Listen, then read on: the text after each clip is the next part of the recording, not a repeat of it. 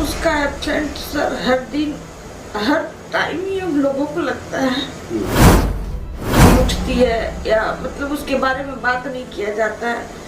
हम कभी हम अपने अंदर से इस चीज को एक्सेप्ट ही नहीं करते।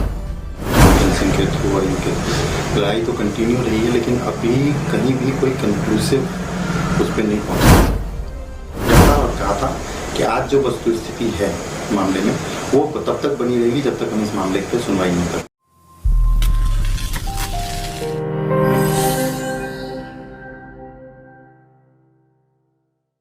घर में लगी फोटो में खिलखिलाते इस मासूम को देखकर यकीन नहीं होता कि घर के इस लाडले को गए 4 साल हो गए। आज भी माँ बाप अपने चिराग की तस्वीर से इस कदर लाड़ लड़ाते हैं जैसे अभी ये मासूम तस्वीरों से बाहर आकर माँ के गले से लिपट जाएगा। काश ये संभव हो पाता। अपने आंसुओं के सैलाब से अपने बेटे की तस्वीर को भिगो रही इस माँ से जब हमने इसके बारे में पूछने की कोशिश की तो देखिए रूंधे गले की बजाय भीगे नैनों से ये कैमरे पर क्या कह रही है। उसका एब्सेंट सर हर दिन हर टाइम ही हम लोगों को लगता है वो छोटा सा बच्चा मतलब इतना हंसता था खेलता था। अब कुछ दिनों तक तो हम लोगों का घर बिल्कुल मतलब एकदम जैसे लगता था घर में सन्नाटा ही रहता था। फिर बाद में छोटी लड़की हुई तो थोड़ा घर का माहौल चेंज हो गया। हम कभी ये सोचते ही नहीं है कि वो हमारे बीच नहीं है। ऐसा कोई दिन नहीं होता है जिस दिन उसके बारे में कोई बात।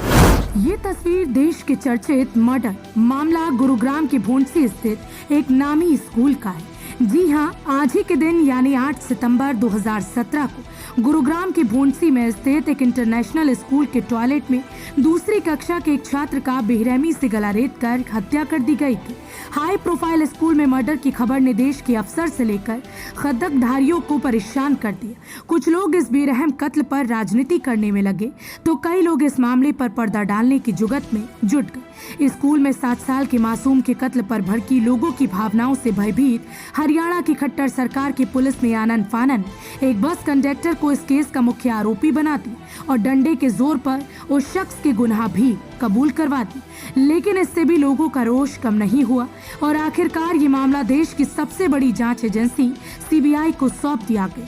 सीबीआई ने केस की गंभीरता को देखते हुए जांच शुरू की और इस मामले में नामी स्कूल भोंडसी के 11वीं के एक छात्र को ही गिरफ्तार कर ली। इतना ही नहीं, सीबीआई ने गुरुग्राम पुलिस की एसीपी सोहना समेत 4 पुलिसकर्मियों को दोषी पाए और इन पर केस चलाने की सिफारिश भी कर दी। लेकिन हैरानी की बात तो यह है कि 4 साल होने के बाद भी न्याय की जटिल प्रक्रिया के फांस में फंसा कानून अभी तक ये तय नहीं कर पाया कि आरोपी पर वयस्क की तरह केस चलाया जाए या फिर नाबालिग की तरह। आइए आज इस मासूम की 4थी पुण्यतिथि है और अपने बेटे को न्याय दिलाने की लड़ाई लड़ रहे मासूम के पिता वरुण ठाकुर से हमने बात की। 4 साल पूरा हो गया, मतलब 8 सितंबर 2017 की घटना है और आज हम 8 सितंबर 2021 पे हैं। तो आज पूरे भारत की 4थी पुण्यतिथि है। 4 साल में जो लीगल प्रोसीजर है, जो बैटल चल रहा है वो कंटिन्यू रहा है। मतलब आप समझें कि चाहे वो ये कोरोना का समय था या कुछ भी था, उसमें भी वीडियो कॉन्फ्रेंसिंग के थ्रू और इनके लड़ाई तो कंटिन्यू रही है, लेकिन अभी कहीं भी कोई कंक्लूसिव उस पर नहीं पहुंचा है। अभी ट्रायल स्टार्ट नहीं हुआ है। जो पंचकुला में सीबीआई अदालत में पुलिस अधिकारियों के खिलाफ चार्जशीट फाइल हुई थी, उसमें अभी सैंक्शनिंग गवर्नमेंट ने डिक्लाइन की थी, वो भी पेंडिंग है। मुकदमा एडल्ट की तरह चलेगा या जुवेनाइल की तरह चलेगा, वो अभी मामला सुप्रीम कोर्ट में अभी भी पेंडिंग है। तो कहीं भी किसी भी एंड पे अभी कोई एक कंक्लूजन नहीं आई है कि जिससे ट्रायल शुरू हो सके। और अभी ट्रायल से पहले वाली ही जो चीज़ें हैं, मतलब जो सुनवाइयाँ हैं, उसमें ही लगे हुए हैं। जैसे बेल है, आरोपी का बेल है और कई तरह की जो लिटिगेशन है। मतलब जैसे अगर जुवेनाइल बोर्ड ने कहा कि सीबीआई मतलब आरोपी का फिंगरप्रिंट ले सकती है, तो वो भी कई चरणों में मतलब डिस्ट्रिक्ट कोर्ट फिर हाई कोर्ट वहाँ तक चैलेंज होके हुआ है। और क्योंकि एक ऑर्डर आया था, आप लोगों को याद होगा 2018 में, हालांकि बोर्ड और डिस्ट्रिक्ट कोर्ट ने कह दिया था कि इस पे आरोपी पे मालिक की तरह मुकदमा चलेगा। जिसमें हाईकोर्ट ने दोबारा रिमांड बैक करते हुए मैटर को बोर्ड को, गुड़गांव बोर्ड को, जेजेबी बोर्ड को रिमांड बैक किया था और कहा था कि आप दोबारा से इसमें प्रिलिमिनरी जो इंक्वायरी है वो कीजिए और देखिए कि मुकदमा एज अ जुवेनाइल चलाना चाहिए या एज अ एडल्ट चलेगा बच्चे का। जिस ऑर्डर को हमने सुप्रीम कोर्ट चैलेंज किया था और वो 2018 में सुप्रीम कोर्ट ने उस पर नोटिस जारी किया था और कहा था कि आज जो वस्तु स्थिति है मामले में वो तब तक बनी रहेगी जब तक हम इस मामले पे सुनवाई नहीं कर लेते। और दुर्भाग्यवश वो अपनी याचिका जो है अभी तक वहाँ पे पेंडिंग है, लंबित है और इसकी वजह से कोई सब्सटेंसिव प्रोग्रेस जो है मामले में।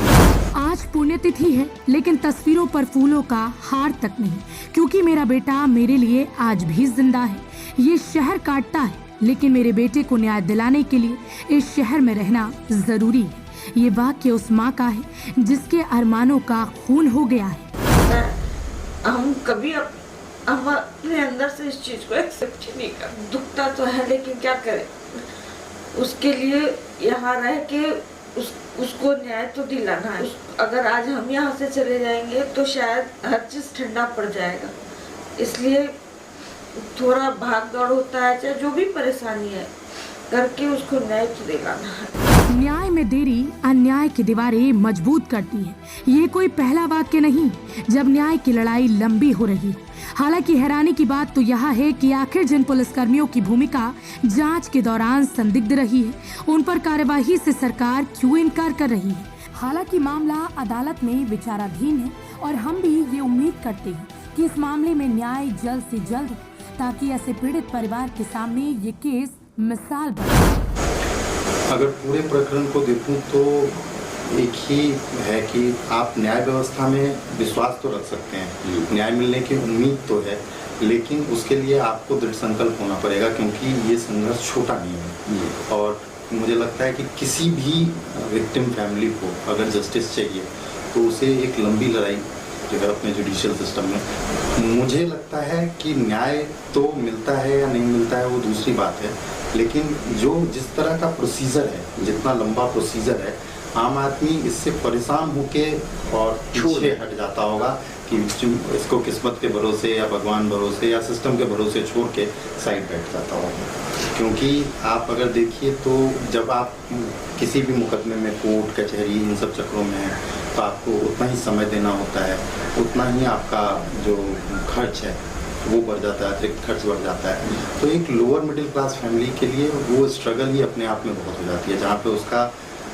लोअर मिडिल क्लास के लिए अपनी मतलब इस समय में अपनी फैमिली को चलाना, बाहर सबको परवरिश देना, अच्छी एजुकेशन देना बच्चों को के लिए वही मुश्किल हो रहा है। वहाँ पे आप इसको एक अतिरिक्त भार अगर उसके ऊपर आ जाता है और जहाँ की उसको पता है, ये भी नहीं पता कि कितना समय लगेगा, कब तक मुझे ये लड़ाई लड़नी पड़ेगी, तो मुझे लगता है कि बहुत सारे लोग ऐसे होते होंगे जो इसको बीच में ही कहीं छोड़ देते होंगे या थक के रुक जाते। समाज का जो हमारे आसपास के लोग थे या कहीं के भी मतलब जो यहाँ आ नहीं सकते थे वो लोग भी मतलब फ़ोन के जरिए, कॉल के जरिए, इन सब चीज़ों के जरिए आज भी इस उम्मीद में बैठे हैं कि मतलब बच्चे को न्याय मिलेगा और हमें ये प्रेरणा देते रहते हैं, हमें हतोत्साहित नहीं होने देते और कहते हैं कि नहीं आपको ज़रूर मिलेगी जस्टिस।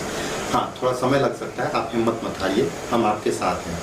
तो समाज का और लोगों का तो सहयोग बहुत है और आज तक है, उस समय से लेके आज तक। बट अगर आप कहीं देखिए तो जो प्रशासन की तरफ से जिनका दायित्व है कि मतलब जो आम लोग हैं उनकी हिफाजत करें और उनके साथ अगर कोई दुर्घटना होती है तो जो भी उस दुर्घटना के लिए जिम्मेवार हैं उनको कानून के दायरे में लाएं, उन पे सख्ती से मतलब कार्रवाई हो ताकि आगे लोगों को सुरक्षित रहने का मतलब अवसर मिले, लोगों को सुरक्षा मतलब फील हो कि हाँ हम सुरक्षित हैं इस प्रशासन के।